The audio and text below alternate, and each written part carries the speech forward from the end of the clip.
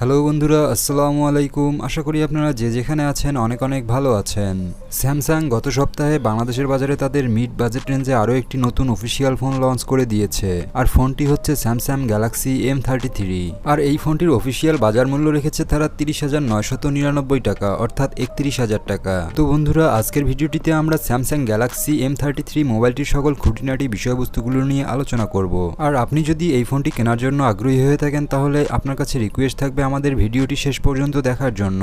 তাহলে আপনি নিজেই বুঝে যাবেন এই ফোনটি আপনার জন্য বেস্ট ভ্যালু ফর মানি হলো কিনা, অর্থাৎ আপনার জন্য এই ফোনটি কেনা ঠিক হবে কিনা। তো চলুন তাহলে মূল ভিডিওতে চলে যাব। আর মূল ভিডিওতে যাওয়ার আগে আপনার কাছে ছোট্ট রিকোয়েস্ট, আপনি যদি আমাদের চ্যানেলে নতুন দর্শক হয়ে থাকেন তাহলে অবশ্যই আমাদের চ্যানেলটিতে সাবস্ক্রাইব করে রাখবেন। আর যদি অলরেডি সাবস্ক্রাইব করে থাকেন তাহলে আপনাকে অসংখ্য ধন্যবাদ। প্রথমেই আমরা এই ফোনটির ডিজাইন এবং বিল্ড কোয়ালিটি নিয়ে কথা বলবো। সম্পূর্ণ পলিকার্বনেট প্লাস্টিক ম্যাটেরিয়ালে বিল্ড করা এই ফোনটি রেয়ারে দেওয়া হয়েছে টেক্সচার ফিনিশিং, যার ফলে এই ফোনটি হাতে নিলে আপনার বেশ ভালো ফিল পাবেন। তবে এই ফোনটিতে আঙ্গুলের ছাপ পড়ে যাওয়ার সম্ভাবনা রয়েছে। এছাড়াও রেয়ারে থাকছে কোয়াড ক্যামেরা কাটআউট এবং ফোনটির উপরের দিকে ডিসপ্লেতে থাকছে ওয়াটার ড্রপ সেলফি ক্যামেরা। এই ফোনটিতে পোর্টস অ্যান্ড বাটন হিসেবে প্রায় সব ধরনের পোর্টস অ্যান্ড বাটনই থাকছে এবং আপনারা সিম কার্ড স্লট হিসেবে পাচ্ছেন ডেডিকেটেড মাইক্রো এসডি কার্ডের সুবিধা। তবে বন্ধুরা, এই ফোনটিতে মনো স্পিকারের জায়গায় স্টেরিও স্পিকার ব্যবহার করা উচিত ছিল। এই ফোনটিতে ডিসপ্লে হিসেবে থাকছে 6.6 ইঞ্চের একটি TFT LCD ডিসপ্লে। আর ফুল এইচডি প্লাস রেজলিউশনের এই ডিসপ্লেটিতে রিফ্রেশ রেট থাকছে 120 হার্টজ। এছাড়াও এর ডিসপ্লেতে থাকছে কর্নিং গরিলা গ্লাস 5 এর প্রোটেকশন। এই ফোনটির হার্ডওয়্যার সেকশন নিয়ে কথা বললে এখানে চিপসেট হিসেবে থাকছে Exynos 1280 চিপসেট। এটি 5 ন্যানোমিটার আর্কিটেকচারে বিল্ড করা একটি অক্টাকোর চিপসেট। আর এই চিপসেটটি থাকার কারণে আপনার সব ধরনের বড় বড় গেমগুলো কোনো ফ্রেম ড্রপ এবং ল্যাগিং ইস্যু ছাড়াই আলট্রা গ্রাফিক্সে খেলতে পারবেন। এছাড়াও মাল্টিটাস্কিং এর ক্ষেত্রেও আপনারা বেশ ভালো এক্সপিরিয়েন্স পেয়ে যাবেন এই ফোনটি থেকে।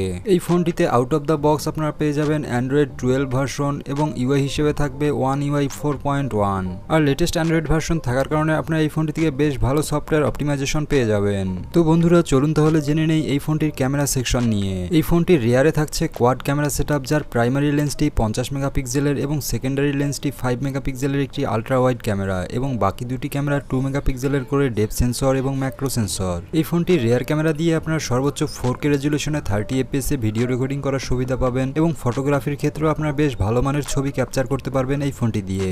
এবং এই ফোনটিতে ফ্রন্ট ক্যামেরা হিসেবে থাকছে 8 মেগাপিক্সেলের একটি সেলফি ক্যামেরা। আর এই সেলফি ক্যামেরা দিয়ে আপনার সর্বোচ্চ 1080 পিক্সেলে 30 fps এ ভিডিও রেকর্ডিং করার সুবিধা পাবেন এবং ফটোগ্রাফির ক্ষেত্রেও আপনারা বেশ ভালো মানের সেলফি তুলতে পারবেন এই ফোনটি দিয়ে। তবে বন্ধুরা, আমার কাছে মনে হয়েছে এই ফোনটির প্রাইস অনুযায়ী এই ফোনটিতে 16 মেগাপিক্সেলের সেলফি ক্যামেরা দেওয়া উচিত ছিল। ব্যাটারি এবং চার্জিং নিয়ে কথা বললে বন্ধুরা, এই ফোনটিতে ব্যাটারি হিসেবে থাকছে 6000 mAh একটি বিগ ব্যাটারি। তবে দুঃখজনক হলেও সত্য যে এই ফোনটিতে আপনারা কোনো প্রকার চার্জার পাচ্ছেন না। তবে এই ফোনটি হাইয়েস্ট 25 ওয়াট পর্যন্ত ফাস্ট চার্জিং সাপোর্ট করে। বন্ধুরা, র্যাম এবং স্টোরেজ নিয়ে কথা বললে এই ফোনটি একটিমাত্র ভেরিয়েন্টে বাংলাদেশে এসেছে, আর তা হলো 8GB র্যাম এবং 128GB ইন্টারনাল স্টোরেজ। আর এর র্যামের টাইপ হলো LPDDR4X এবং স্টোরেজ টাইপ UFS 2.2। আর বন্ধুরা, ভিডিওর শুরুতেই আপনাদেরকে বলেছি এই ফোনটির অফিসিয়াল বাজার মূল্য 30,999 টাকা, অর্থাৎ 31,000 টাকা। তো বন্ধুরা, চলুন তাহলে এক নজরে জেনে নেই এই ফোনটির খারাপ দিক এবং ভালো দিকগুলো।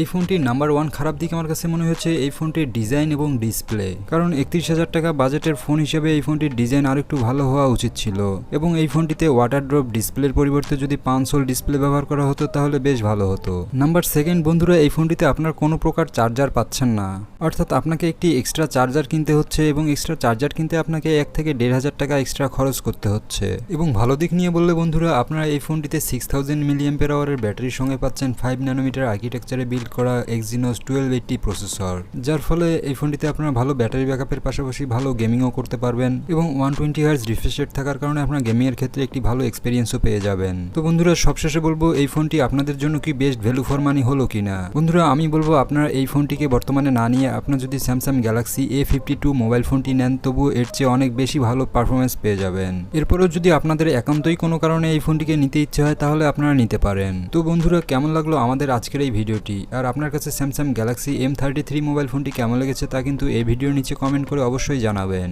আর আমাদের ভিডিওটি যদি আপনার ভালো লেগে থাকে তাহলে আমাদের ভিডিওটিতে একটি লাইক করতে পারেন। আর আপনি যদি আমাদের চ্যানেলে নতুন দর্শক হয়ে থাকেন তাহলে আমাদের চ্যানেলটিতে সাবস্ক্রাইব করে আমাদেরকে সাপোর্ট করতে পারেন। তো বন্ধুরা, সকলে ভালো থাকবেন, সুস্থ থাকবেন। দেখা হচ্ছে পরবর্তী কোনো ভিডিওতে। ততক্ষণ পর্যন্ত আমি শীতল নিচ্ছি বিদায়। আল্লাহ হাফেজ।